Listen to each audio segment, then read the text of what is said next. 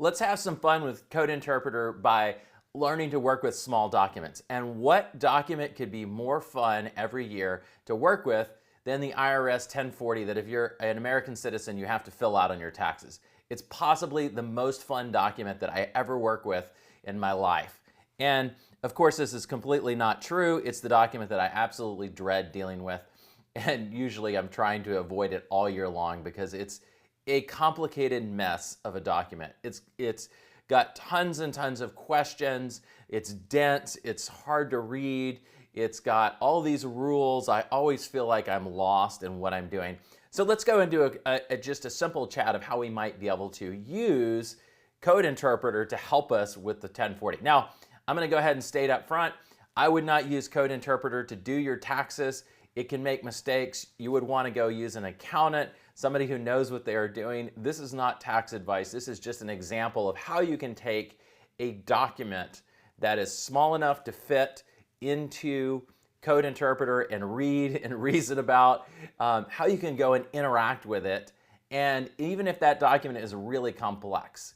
And so that's kind of the point of this is a complex, really dense document, but it happens to fit into essentially a single message. Now, I'm not going to go and copy and paste, but let's take a look at this document. And I encourage you to go and find some document of yours that is preferably in plain text, but it could be PDF, and there's some tricks on that. But get started and go play with a document and start asking questions and sort of discovering the limits and the things that it does really well.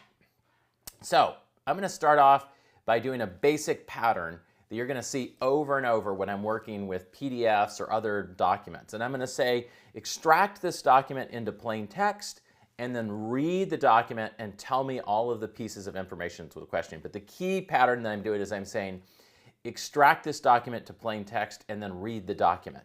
So if I got a document that sits in one and can be fed into one single chat message, this is kind of how I'm going to approach this. I'm just going to say, extract it to plain text, read it. Sometimes I'll just say read it, but extract and then read tends to work better if you're working with PDFs, because sometimes Code Interpreter will come back and tell you, hey, I can't read PDFs. But if you tell it, extract it to plain text and then read the plain text, that works in a lot of file formats. It's a pretty effective way of doing it. Now, you don't always want to extract it that way. Sometimes there's other ways of doing it.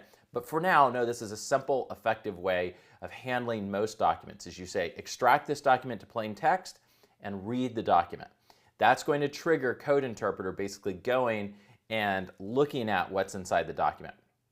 Now, here's what it's done, is it's gone and looked through and inspected the document. It says filing status, personal information. These are all things that are in the document. These are questions. It's this dense document filled with different questions. And we're seeing all of that basically brought up here. Now I'm going to tell it to do something that is another pattern that I often do, is I will tell it to reread the document and make it change how it outputs it. So what I'm going to do is I'm going to look at what information it has captured in the first reading. I'm going to think about what information it got that I'm happy with and that I want, and I'm going to think about what information it missed. Because one of the things to note is information that's brought into the conversation. So we see all this information brought up right here. This is information that it's easy for it to reason on because it's visible. We both see it. We can both look at it. We can both fact check it. We can both identify potential errors. But it's also important because once it's in the conversation, then the GPT-4 model can have access to it easily to go and reason about it and do things about it. If you want to do textual analysis, it's much easier if you can get the pieces of text that you want to work with, that unstructured data. It's going to be much easier if you can get it into the conversation like this and then have GPT-4 directly interact with it. So I've seen some things that I didn't see in the information that provided that I want brought out. Specifically, the original document has identifiers for each question. Now, not all of them have identifiers. It would be really nice if this thing had identifiers for everything, but it does not. So some of the questions are numbered with identifiers and some of them are not. But I want to capture that information that maps questions to identifiers. So I'm going to do another common pattern. I'm going to tell it to reread the document and I'm going to tell it to go and get that information that I would like to have in the conversation so it's easier to reason about. So I say reread the text and break down to the questions into the smallest level of detail. I don't want summaries. Provide the identifier for each question in the document or question name if none exists. So basically what I'm telling it is go into the document, pull out all the questions. I don't want you to summarize. I want every individual question, and I want their original identifiers. If they were 1A or 1B or 1C in the document, I want that listed. And if they had no identifier, just come up with like, make this up, put it in brackets. And so now what we see is it's gone and has extracted all of this information from the document. It's followed my instructions. So it's for the ones where there's no actual identifier, it's just kind of summarized it in brackets. And then when we get down farther, what we see is now it's starting to put in the numbers. So we see 1A, 1B, 1C, 1D, and it's extracting each individual question from the text. It's summarized it, and now I've pulled in additional information, which is the identifiers. And I've done that for the whole document. Now, here's another pattern that you're going to see. Over and over and over, we are going to hit the limit on the amount of information that Code Interpreter will give us back at once, or the amount of work it's willing to do in response to a single message we send it. This is something you're going to always see, you're always going to work around. Whenever Code Interpreter stops before it is done with your task, you want to tell it to continue or proceed. Continue or proceed. This is a pattern that you're going to want to know. So Code Interpreter will start working on something, and then it's going to hit the limit of the amount of information it can give you back, and you need to tell it to continue or proceed. Now we see that right here. We've gotten to the end of this line right here, refund, and now I'm telling it continue. Again, really, really important. You're going to use this all the time. And so it says, sure, here's the continuation, and then it continues going through and getting the rest of the questions. Now let's have fun with the document, right? What could be more fun than asking questions about the 1040, the classic, U.S. tax document? Well, obviously, it's the least fun thing I do, but I'm going to still answer questions about it because it's a complex document, so it's interesting to analyze. Winch boxes, if checked, would require filling out additional forms. And this is really interesting. It now tells us which of those questions that are check boxes, if I checked it, I would have to go and fill out an additional form. So I look at this as like, winch boxes, if I check, am I going to have additional fun going and filling out? So I'm going to check this box, and that expands this whole new document for me to go and fill out a whole new realm of fun that I would get to go and enjoy. So if I sold digital assets like Bitcoin, it's telling me now I'm going to have to go and have some additional fun. And then I kind of know that there's this thing called a Schedule C, and I'm kind of surprised that it didn't mention the Schedule C. And so I say, hey, what about the Schedule C? Like, didn't you make a mistake? That's really what I'm applying in a nice way. Like, Code Interpreter, didn't you forget about the Schedule C? I think you've made a mistake. And it's kind of interesting because it actually points out that no, I'm wrong, because it says there isn't a specific checkbox on the form 1040. So it's actually pointed out to me, yeah, I know what the Schedule C is, and you're wrong because there's no checkbox there that triggers filling it out. You fill it out because of other reasons.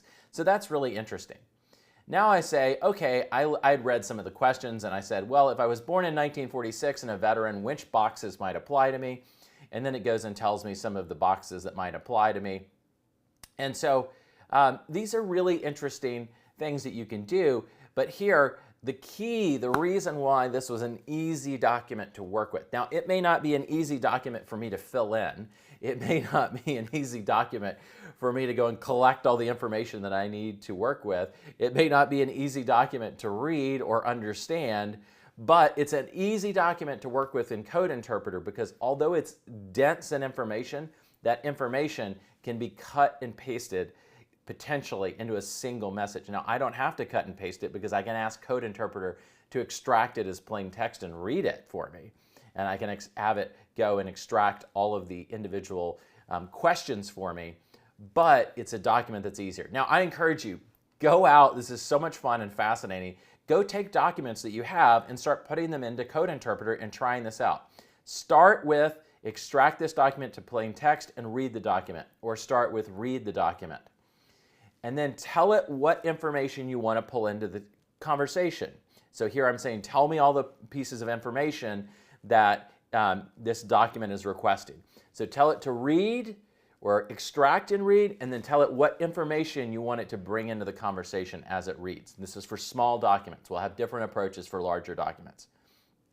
After it reads it, tell it to reread it and have it change the information it's bringing into the conversation. So make sure it's pulling in the information in the conversation you want. So in this case, I saw it read and pull in the information about the questions, but I realized I wanted the questions at a greater, I wanted them in finer granularity, so I told it to reread and break the questions down in the smallest level of granularity.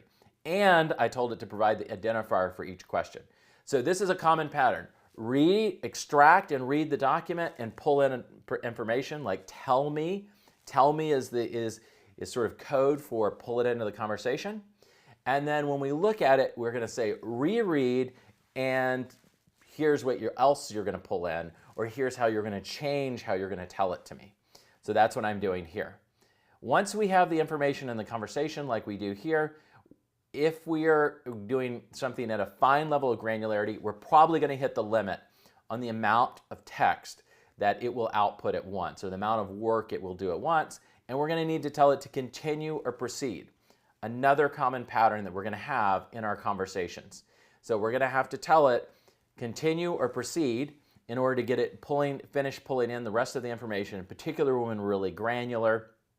And then we begin asking questions. So step one is extract and read or read.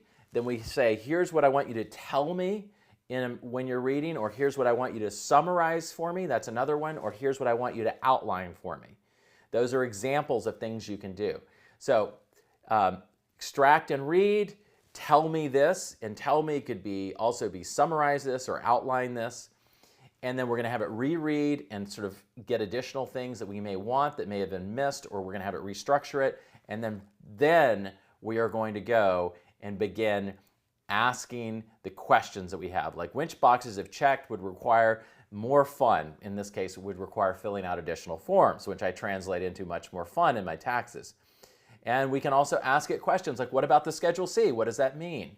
What's going to happen? And again, this is all for one individual document that is easy to process and get in. So start with a document that if you had to, you could go and copy and paste the whole thing or most of the thing into a single message.